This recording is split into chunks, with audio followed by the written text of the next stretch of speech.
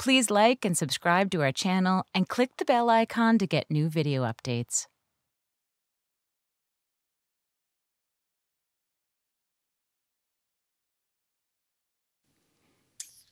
As I sit down to eat from this spread that has been given in my honor, I can't help but to notice the two feelings that I'm having.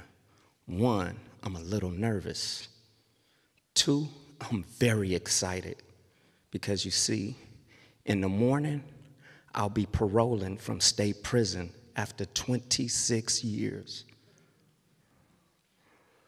This spread is given to me not as like to say, hey, homie, we appreciate you.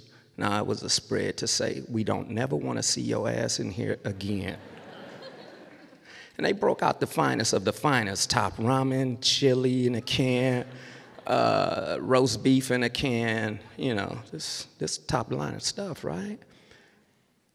So after the spread has been had, it's time for me to give away some property, such as my TV, my radio, and some self-help books that help me a lot. So they'll be better utilized, left behind. 9 o'clock rolls around, it's lights out. You don't have to go to sleep, but you do got to get off the day room floor. It's cool by me. I'm leaving in the morning. So I may have gotten like 3 hours worth of sleep that night. I slept ready roll, and that means I slept with my clothes on. As soon as they call my name, I'm out of there. Bye, see you later. So 5:45 rolls around, the night man says, Cyprien D37875, report to R&R.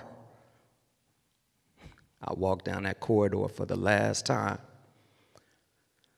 Walk through one gate after another till I get to R&R, and that's receiving and release.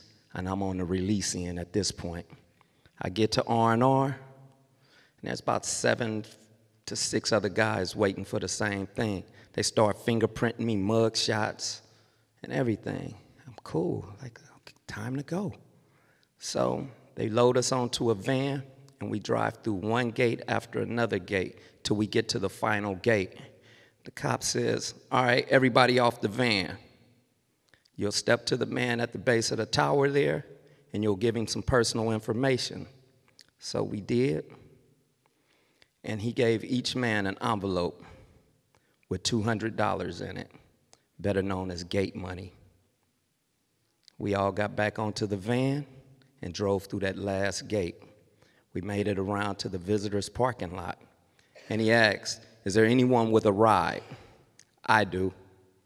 I was the only one to get off the van. These other guys, that $200 gate money, they had to spend it on buying their bus tickets, maybe back to Southern California or either further up north. But I was the lucky one.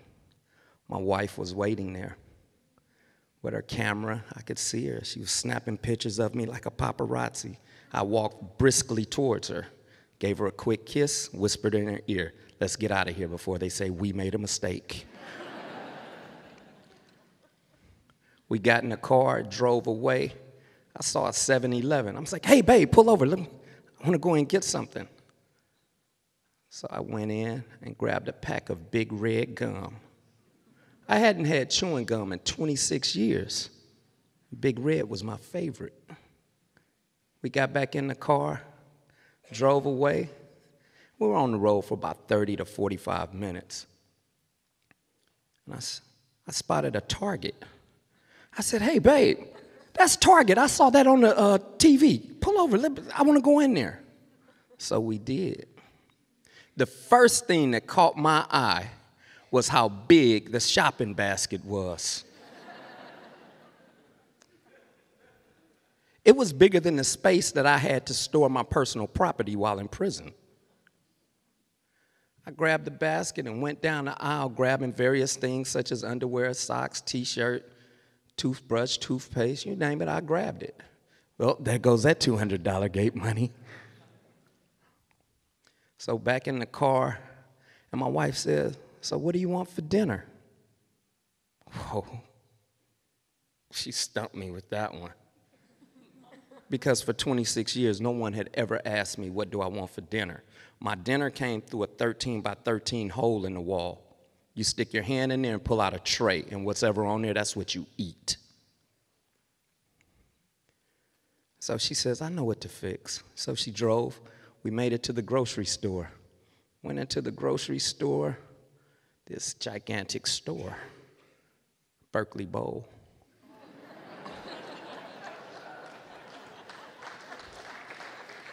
So I made it to the produce section.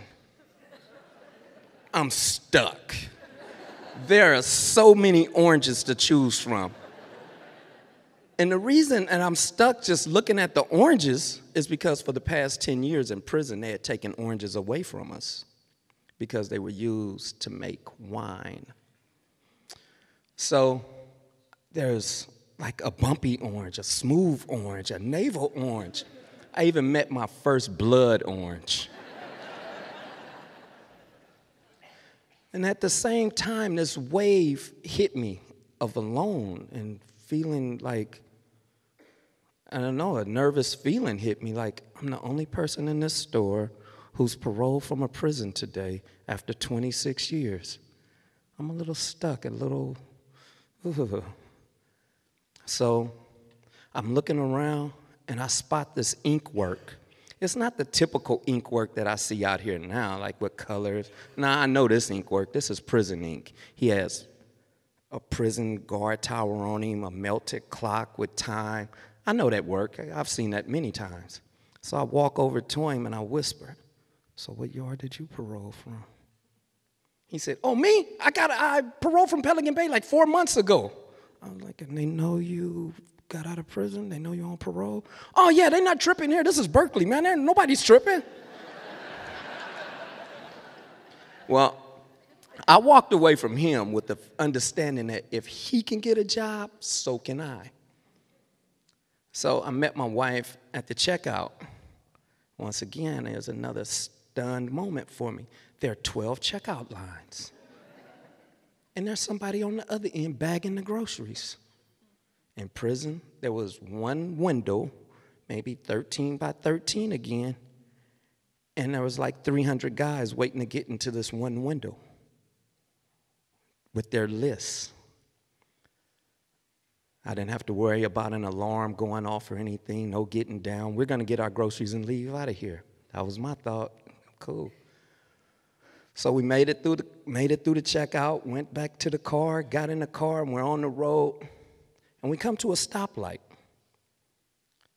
And this homeless guy had a sign that says, anything will help. So my wife reaches into the cup holder and gets ready to hand him some change. And all of a sudden, he gets a phone call. And he tells my wife, wait, I gotta tell this. And my thoughts was like, shit, if he got a cell phone, I got to get one. So we drive away, and my wife, now I'm having an understanding that my wife got Danica Patrick in her, because she just drives real fast, right? And we make it to the neighborhood just as fast as we got to the store, and she pulls into the neighborhood, and she points out the various neighbors' house. This is where Fred and Mike live. The Brewers live here. And I'm like, okay, and we get to our house, and she said, and this is us, and we live at the edge of the forest. I'm like, cool. And so we went inside, and she gives me the grand tour.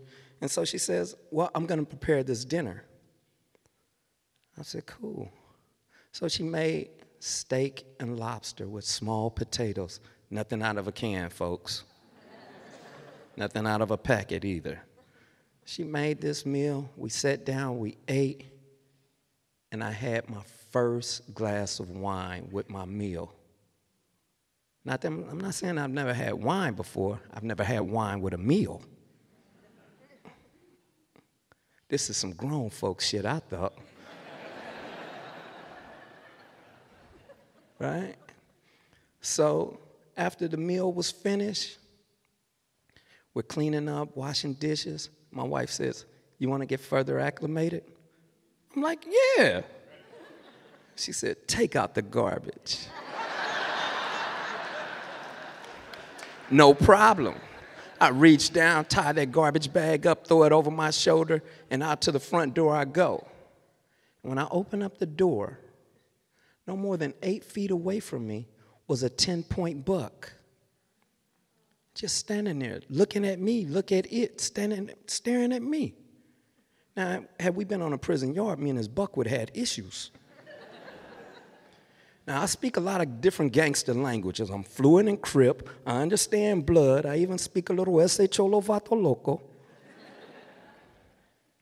But I don't speak deer. So I shut the door. I called out to my wife. I said, hey, babe, there's somebody here to see you. She came to the door, opened it, and saw there was the buck. She grabbed the trash bag and walked right past it. I said, damn, she speaks deer. She came back and we both look out the door together at this buck who's still standing there just looking just majestic as could be. And my wife says, you don't need to trip him. He's just one neighbor coming to welcome you to the neighborhood. Cool. I thought like, well, the fellas aren't going to believe this shit when I tell them this. I met my first deer. I met my first blood orange.